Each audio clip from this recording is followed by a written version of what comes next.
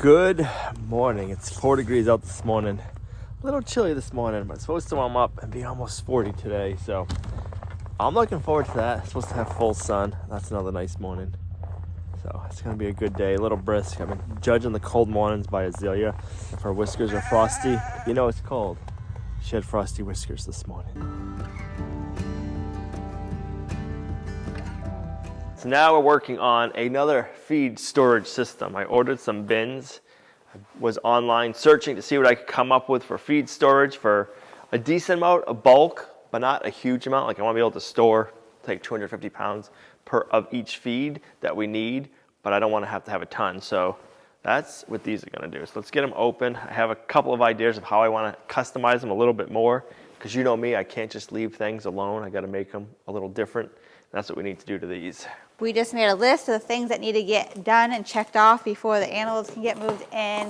One of the things is the door latches. We know that needs to get done, but we are waiting, and hopefully in a few days, maybe it'll be nicer weather, and so we can get a little bit of the snow gone to get those latches and everything on these doors. So that way they can stay shut and they don't blow around. The last few days they've been blowing quite a bit when we've been in here, but we've been down here and been right here, so we can hopefully make sure nothing happens. But our cabinet looks awesome. I'm just gonna put some poles on there probably today. We gotta finish doing some wiring. We gotta put 2 outlets in, one here, one there. Oh shoot, that wasn't on the list, and I just thought of one more thing that wasn't on the list. And then we need to clean up all the wiring right here. I've been seeing a lot of comments about it. I've left everything loose because we gotta finish it up, make everything nice and straight, but until these wires are in the box, I don't wanna do that. And then I've been seeing a lot of comments. People want to know why I left the box out and didn't sink it in. We left it out like this because if we ever want to make changes in the barn, we can. If we need to add an outlet, we can just run it, drop it down, add an outlet easy. If we ever need to remove an outlet, we can do the same thing. We can just come over to the box, pull the brake or pull the wire and move it. Say we want to add another stall and we don't want power in the stall, we can do that. So that's why this panel is exposed so we can have easy access to all the wires. If it was in the wall, we'd have to tear apart the wall anytime we wanted to make changes.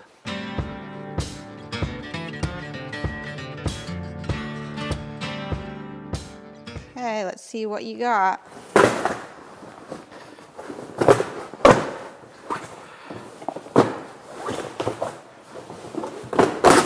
Jeez.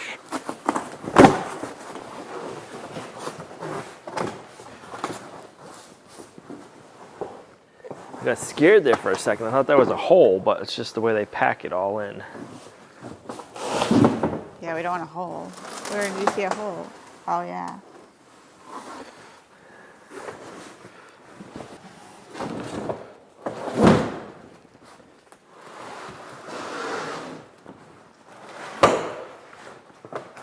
So this is the door for the front. So these bins will hold, it's over 250 pounds. I forget what it is. It's maybe 275. So it'll hold at least 5 pounds of feed. So that's 250 pounds right there, but it'll hold more than that. And they have a stand for them. I gotta figure out how I open them. I think it's because it's cold and it's rubber. There we go. So I wanted to have some good rodent-proof feed storage. So when we go to the feed store, I usually buy 3 to 5 bags of feed at a time. And if we're just having it out here, you know, rodents can eat holes in it. If you got the bigger bins, rodents can get in it. So I wanted to get totes that are rodent-proof so we can have 5 bags of alfalfa pellets on hand, chicken feed on hand, and pig feed. And we don't got to worry about the rodents getting into it. Plus, I think it's going to be super easy once we have it set up, and you just kind of have to open it up, put it into your feed bucket or whatever, and then that's it. So once Al fills it up, it's going to be super simple for someone like me. They're high enough so you can put a 5-gallon bucket under it, and this is like a slide gate. So you just put your 5-gallon bucket under it, pick it up, and it'll fill your bucket. So then you can just take it off and go. So yeah, let's get the first one built. I have an idea for putting casters on the bottom. I don't know if I'm gonna need to get more supplies, but it'd be nice to be able to have them on casters. The plan is to have more storage units over here, so maybe shelving. We can have them under it, tucked under it, because this will stay closed, and you'll have your gate to open up to fill your feed. And then when you need to fill them up, you can just wheel them out, dump the feed into them, and then wheel them back in. So we gotta get our first stand built and see if that'll work, because that's what I have for a theory in my head, but I don't know if it's a good one yet. I am one of those people that can look for something, whether it be online or whatever, and not be able to find it. I can search and search, can't find it, or I'm like, oh, well, what about this or what about that? And Al can go on, it seems like, and he can just find something in 2 seconds. He knows what he wants and he gets it. So I've learned, and just recently learned, just to have him go and do it, because I just spend way too much time, wasting time, trying to find something, and he can do it and be done.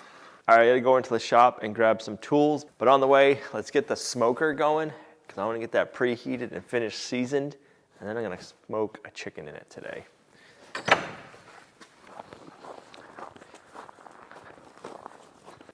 Turn it on, let it preheat.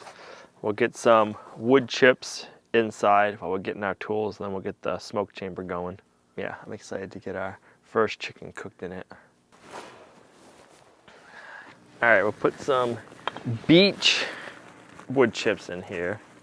I gotta figure out a way for us to make our own from alder.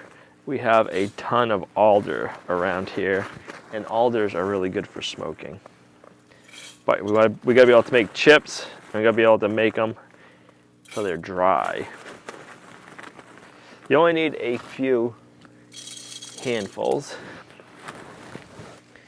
So you do that. I gotta turn on the compressor, which is already on, and then we're gonna light it through down here.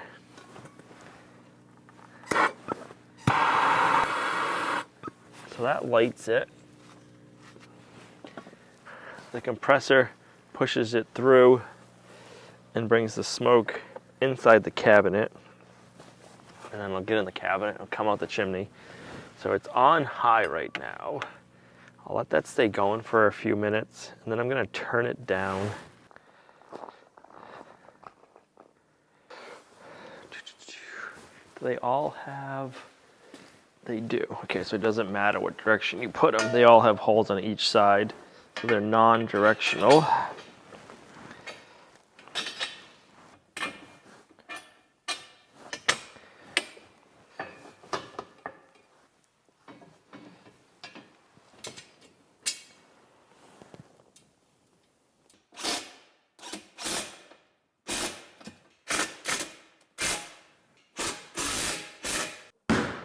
All right, now we need to put on the gate before we do the rest of it.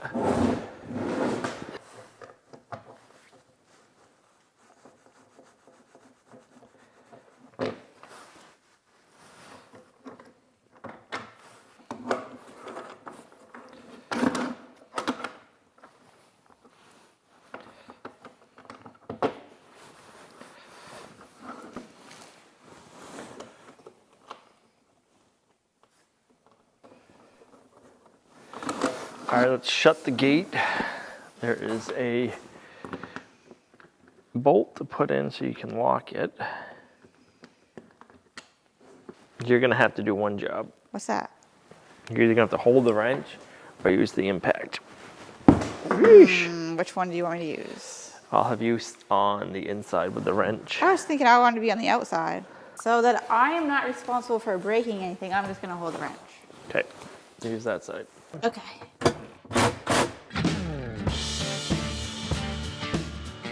Okay.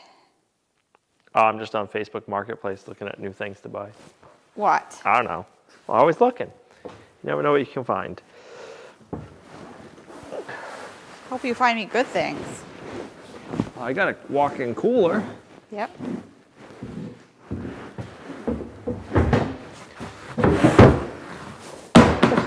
Sheesh.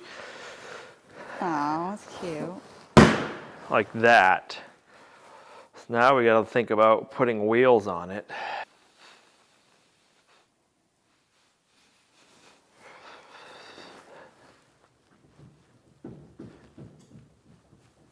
Put the sandbag in there to see if the... I think what we gotta do is we just gotta weld it together better, because it's only held on with a few screws, but if we weld the legs on the corners that don't have anything in it, and then on the back here in this joint, where it's just like a thin bolt. If we weld that and weld it, it'll make the whole frame stronger so it won't be wiggly. And then we can try doing one and welding a set of wheels on one base and see how that goes. Or what if we don't like the wheels? We'll just cut them off. I'll just tack them on. Okay. And then I can take them off. But it'll be nice to have wheels because then we can pull them out. Because if we don't have them on wheels, we can't put them under the shelving system. Right. And we want to be able to have more shelving. All right, let's start off and we'll weld up where the joints are. And then we'll plug weld right here, hoping that this is weldable paint.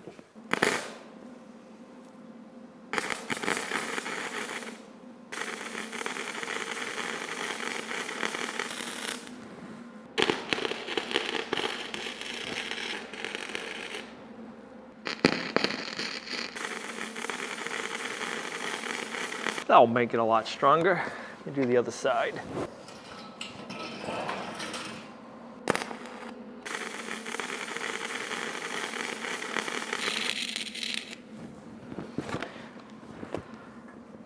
Oh yeah, that's a lot more rigid. I like it.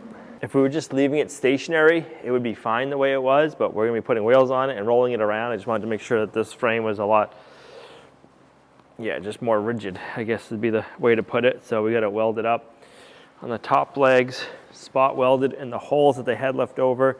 And then in these braces, I weld up the corners so that way it just makes it so it's not having any flex to it. So let's flip it over and we'll figure out our casters.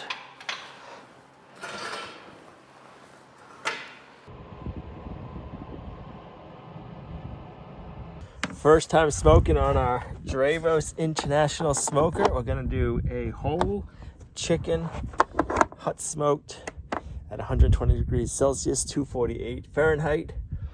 We got some beech wood chips in there. We have the smoke on light. That's gonna be in there for a few hours. Cook it to 165 degrees Fahrenheit. So yeah, I'm excited to see how this comes out. Let it do its thing. I'll keep checking on it. All right, I'm gonna cut a little base for each wheel to go on. That'll get welded to this. So let's go for every 4 inches. 4, 8.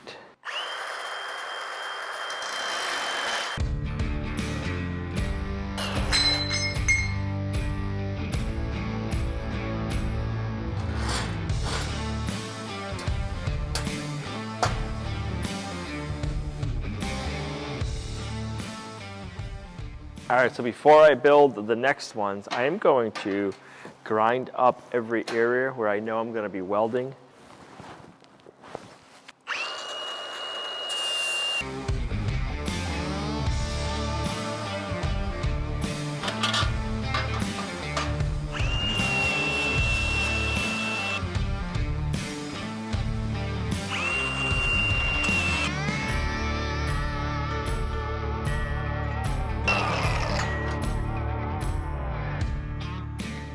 I've had the chicken in the smoker for 3.5 hours. Let's check and see how it is. So the smoker only goes up to 248 degrees. That's why I've left it in for so long. I'm curious to see what it looks like. It looks pretty. Oh yeah, she's overdone. Sheesh.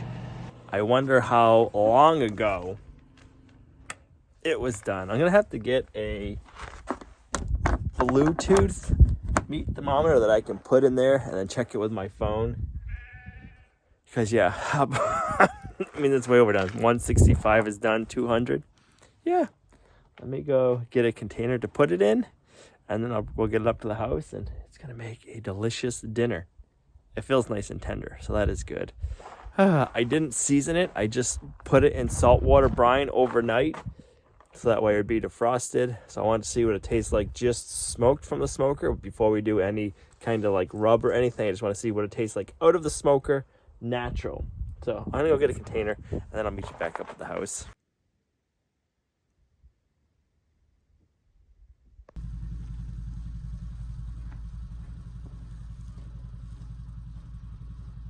I cut some bigger feet to put on the feet they already have because these aren't big enough to weld our casters on there nicely. So we'll go ahead I'll tack these on upside down, and then once they're tacked I'll flip it over, then we can get a good weld on them, and then we can weld our casters on.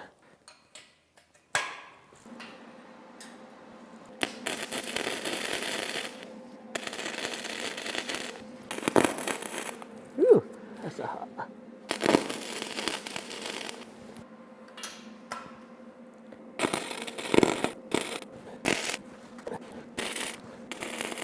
All right, now we can flip it over and really weld it up. We'll stick it on the table.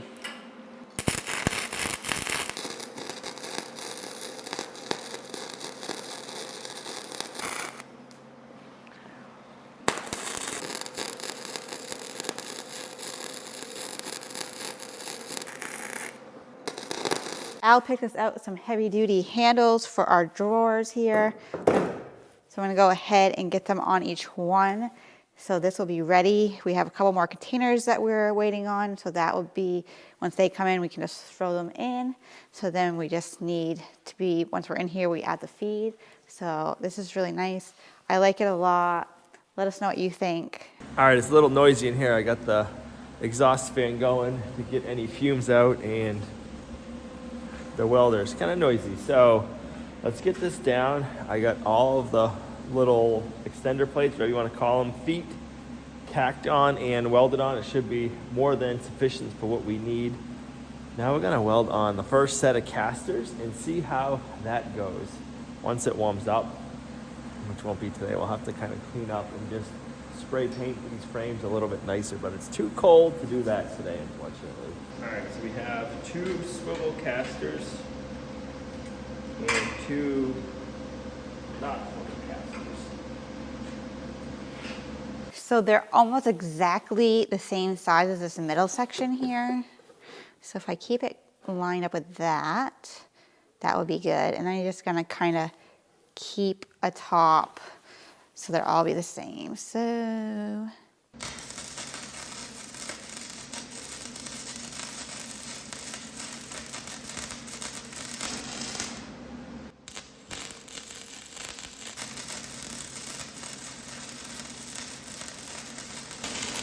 instead of you taking out the measuring tape every time I want to go 1 inch down, I'm going to go ahead and cut myself 1 inch off of this little piece of scrap wood and use this as my template.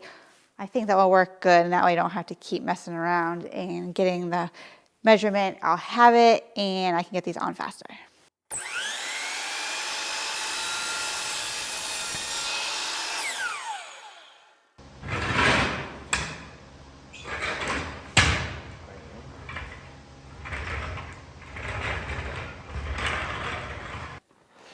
All right, first base. I like how it rolls.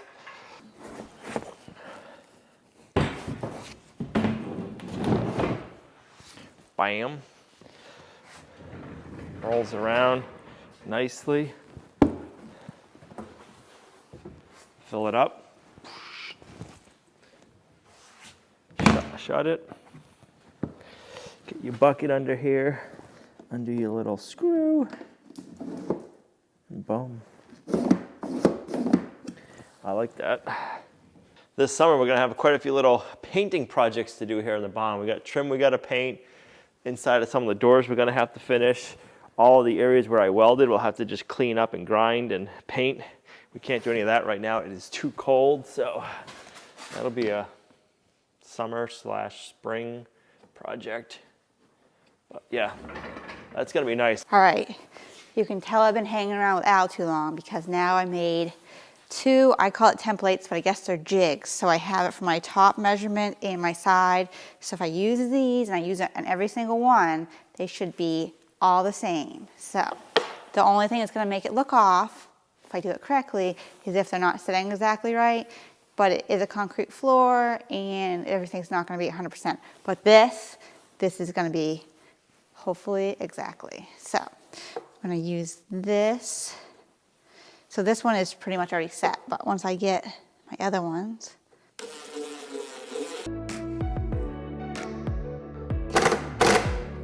Okay. I mean, I think it looks good. Does it look even?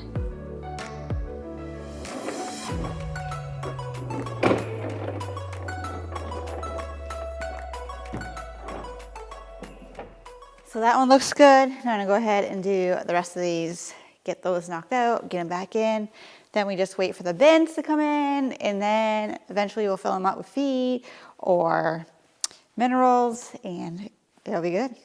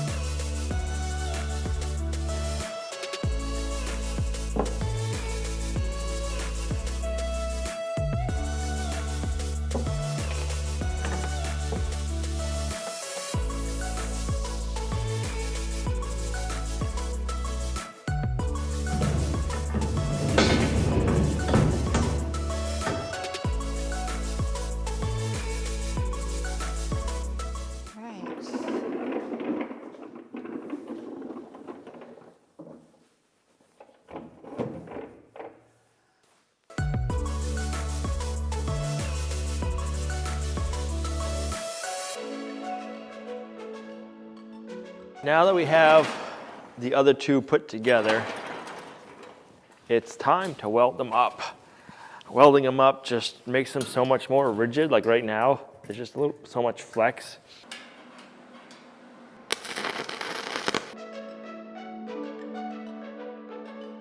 All right, my welds aren't the prettiest, but they're not the ugliest either, so that's a win. Trying to square these up.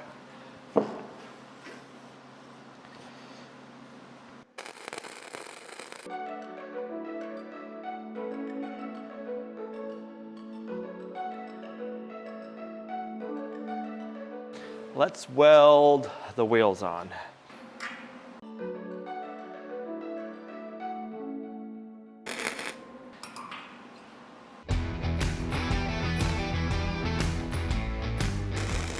This is the last one of those to weld up. We have finished putting the bins together, and I also need to weld up one more gate.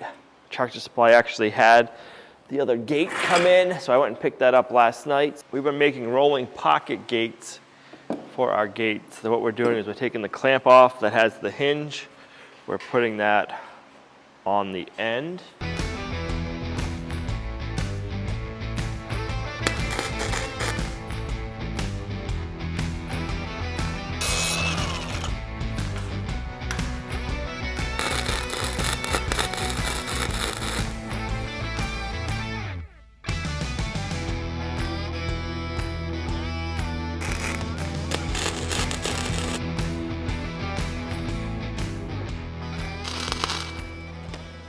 Nice. All right, we'll let that cool off for a little bit. Then we can get this gate installed. All right, let's get these put together.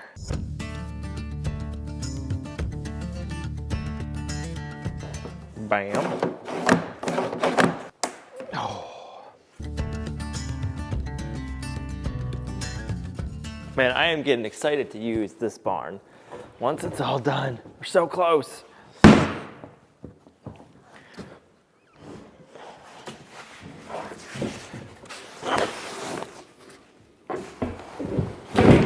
Bam.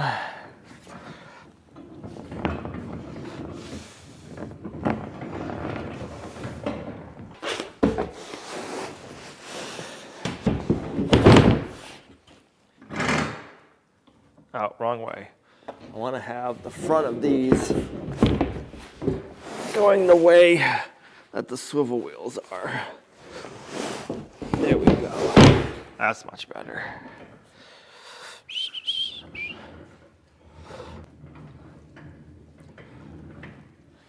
So this is how these will be stored, is kind of like this, but I believe over here, out more.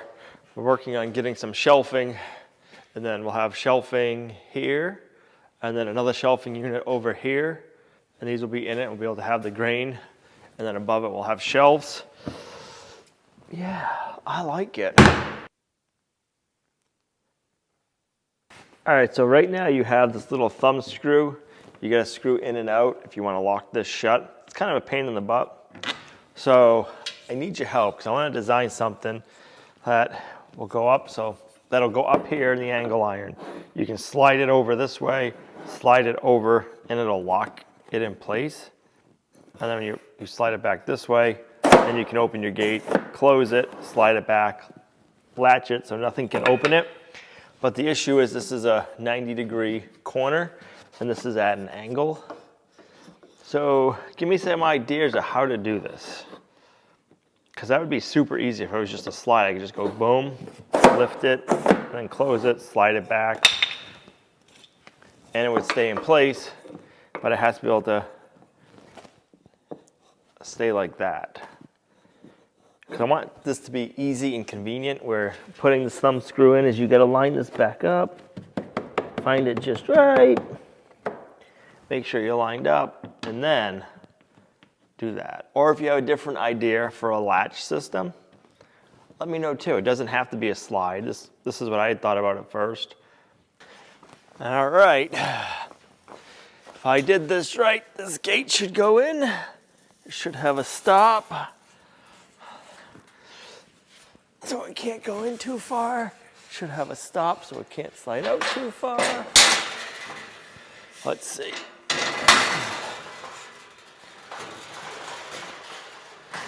Perfect, I like it. All right, so now it should stop about halfway in the doorway-ish, and then this one, bam.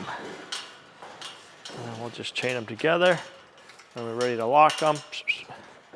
And then this is if we want to have the doors open, we want a good cross breeze. We'll shut this gate, we'll shut the gates on the other side, we'll shut the divider gate so they can't get out, but just in case they do get into this part of the barn, they can't get out of it. So this is for that. And if we ever have, say we're breeding sheep or something and we need a bigger area for breeding, we can use the main part of the barn and we can close it up so we don't have to worry about the animals getting out. Just trying to think ahead of what else we could be using the barn for, or how else we might be able to need to use it in the future. So I don't want gates that swing open out here, because if they swung in this way, it would mess up our storage, it would mess up our hay storage. So having a false pocket wall makes it so we can still stack our hay and our shavings, and we can still use that for storage. I forgot to tell you guys last night, and I forgot to take the camera out while we were eating, that smoked chicken was delicious. We all loved it. It had a slight smoky taste, but not overwhelming. It was in there for 3.5 hours, way too long. It got cooked to 200 degrees. But that being said, that chicken was still moist and tender. It wasn't dry. It wasn't like leather from being overcooked. It was super moist, so being overcooked didn't harm it at all. Delicious. So what I did is I set it in a saltwater brine overnight to defrost it, put it in the fridge, took it out in the morning, let it defrost completely. And I didn't add any rubs or any spices or anything to it. I just wanted to try it natural in the smoker to see how it was. And I am super impressed. Actually, I just brought the smoker in because it's supposed to be getting rain and snow, so it's in the workshop. But I'm super impressed with that. We're gonna be trying it again soon. I don't know if I'm gonna do it a chicken again with a different rub and stuff on it, or if I'm gonna go pick up some steaks or like a big roast or something. When we do butcher our sheep 297, we'll be doing some roast with that. But yeah, I'm excited. We do have some pork belly that we need to defrost and get going. But before we do the pork belly, I want to work around and play with the smoker more before I'm using it to smoke our delicious bacon. I just want to get it dialed in. I do need to get a wireless thermometer so I can put it in there, the meat, while it's cooking, and then I can check it and see what it is instead of being like, okay, this is so many hours. Once I get better using it and more comfortable using it, I'll have it dialed in. I'll just be able to know like, hey, this is how long it's got to cook for, but right now, I'm not there yet. But man, it was delicious. Feels good to get a few more things checked off the list.